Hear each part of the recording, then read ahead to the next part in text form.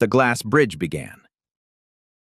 I made it clear to myself that I was not moving an inch. I could not risk anything. I knew those peasants would jump at some point, so I just let them choose their demise.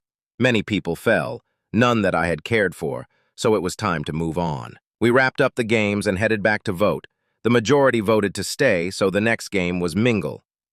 I made a temporary alliance with Cookie and some randoms. When the room called out for 4 people, the Dream Team 2.0 was already in there. Cookie got choked by accident, so we brushed it off and continued.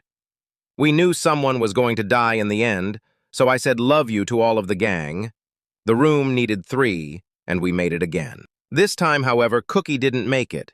He begged us to let him in, but the door stayed shut. Is this really what I wanted? Did I really want to see so many innocent people die just to prove I could win my own game? We were in the clear for another round as the screen lit up with the number 2.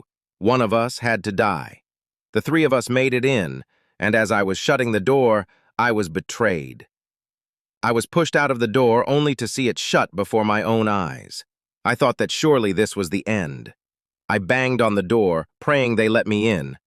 But the door stayed shut. Guards emerged with guns, ready to shoot me, and I was prepared to die, only until the guards disappeared.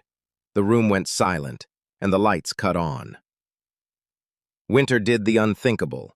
He choked Angel out in that room just to let me survive so he could face me in the final game. I was speechless.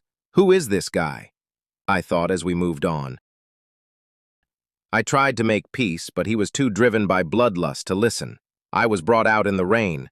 I kept trying to find a resolve, but he attacked. We went at it, only for me to come up short. I fought with my life.